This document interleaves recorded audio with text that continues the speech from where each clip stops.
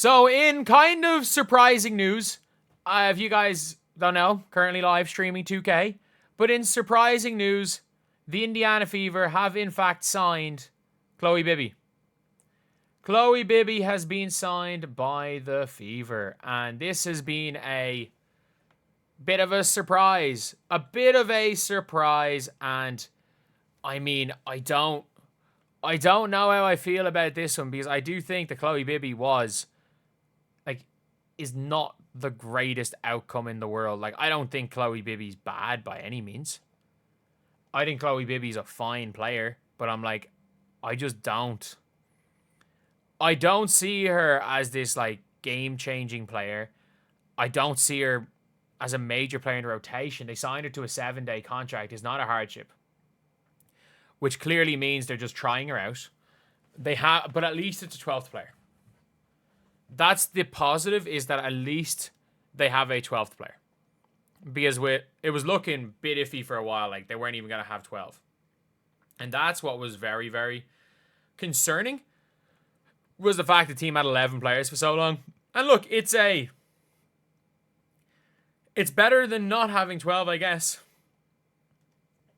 I don't know. Like, I don't know if the answer is a 6-foot tall power forward who didn't start for the Australian national team's B team. I don't know. I don't know if that's the answer. I don't know if it's the answer to sign somebody who couldn't even start for Australia's B team. Their B team. Like, it wasn't even Australia's first team. It was their literal B team. She couldn't start for Australia's B team. And I just don't know how I feel about this one. Like, I don't hate it. I thought that there was a possibility of them signing Chloe Bibby. I just think there are so many better options. Maybe nobody wanted to come to the Fever, and that is a completely separate but also concerning problem.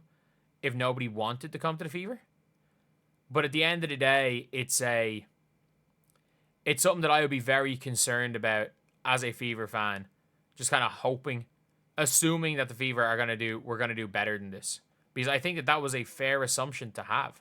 That the Fever were going to do better than Chloe Bibby. Who's fine. Who's absolutely fine. Like, at least she can rebound a bit and she can hit open jumpers. She does something. Like, it is better. It could be worse. And look, it could be another Bree Turner type situation. It's just there is a lack of athleticism there. But she shoots. And with the way, in fairness, with the way the Fever are playing without Caitlin Clark, I think she's okay. But I'm like, she doesn't solve the size issue. The problem is that there's no player that simultaneously solves the size issue, solves, like, the shooting issue, and solves the issue of the fact that the Indiana Fever are just not... Well, they're actually okay defensively. And in fairness, she is a good rebounder. Like, she is a good rebounder, I will say that. She's just small. Like, she's small, and I just don't know. I just don't know if this is the answer. Again, look, I said I didn't know if Ari McDonald was the answer, and I was proven wrong. I was proven really wrong. Like, Ari McDonald, I still don't think she's a great starting point guard, but, like, Ari McDonald can absolutely, she can play. She can come off the bench. And we saw yesterday that she was fantastic and is much better than Sid Colson. Like, we've seen all of this stuff.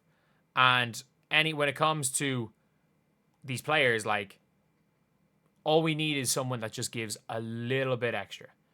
A little bit extra. And I'm going to look more at her clips. I watched a couple of games in Asia Cup, and I think she was fine. I think she was absolutely fine in Asia Cup. Like, I think a lot of people are kind of going to be like, oh, look at her stats, look at this. But I'm like, nah, she came off the bench. She came off the bench for Australia. So I'm not going to go and say that Chloe Bibby is going to be the best player in the world. That she's, like, what the Fever need, and she's going to change everything for the Fever. Like, look, the Valks let her go twice. Like, even if she was going to Asia Cup, the Valks would have signed her right now. If she was good enough, she'd be on the Valkyries right now. She would absolutely be on the Valkyries right now if she was good enough. But at the same time, look, we also have to look at it. It probably means Michaela Timpson's minutes are gone down to negative minutes. Like, she's a shooting undersized power forward. So I would say Timpson's she can't really do much at small forward unless, again, you have to play her with Timpson, and they're not going to play the 7-day player with the end of the bench player. Like, that's just, they're not going to do that. So I think it's a real tricky one. And the Indiana Fever really do. I hope they know what they're doing. I hope they know what they're doing here. I mean, she was good overseas this year. And playing in Spain. Like, she's been good at times. And look, she's like a worse version of a Kennedy Burke. She's a worse version of a Kennedy Burke. And at the end of the day, I don't know if a worse version of Kennedy Burke is what the Indiana Fever need. I don't know if that's what the Indiana Fever need right now. And look, I'm going to go in more depth about what this signing means, what they're probably going to use her. Is she even going to play in this 7-day contract? Because, like, she's basically there to play the Sky. Like, they only have 2 games in the next 7 days. So she's basically there to play the Sky. Like, they have the money to sign. They have a mulligan, by the way. Like, as in, if it doesn't work out, they still could. And they signed her to the rest of the season, they could still fire her. They could still cut her if they sign her to the rest of the season contract.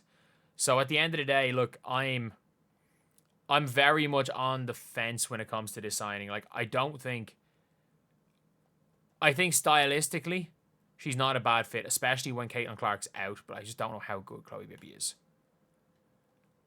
And I also don't know if it turns out that Chloe Bibby eats into a lot of KK Timpson's minutes, who we saw yesterday was really good. And maybe she eats into Dantas' minutes, but, like, she is a better shooter. She is as good a shooter as a Dantas. Like, she is a lights out shooter. Like, we have to give, like, be honest there. If you are just looking at shooting and we just want a shooter, Chloe Bibby is absolutely perfect for that. She is perfect. She has a bit of size and she can shoot the ball. The problem is like, as much as people are like, oh, Chloe Bibby cooked the Fever, but it's like, Chloe Bibby has played like 3 WNBA games in her career. And I understand, like, it's one of those things where she very well could, like, really light it up for the Fever. But, like, if she's not lighting it up, there is a concern there. There is a concern there if she's just not shooting well and not lighting it up. And the expectation is for her to do a little bit more. But at the end of the day, it's a signing. It's better. She's better than Bree Turner. That's all we have to say is she's better than Bree Turner. So shout out to the Fever for signing someone who's better than Bree Turner, even if it is for a 7-day. And if it doesn't work out, it makes no real difference because it's a 7-day.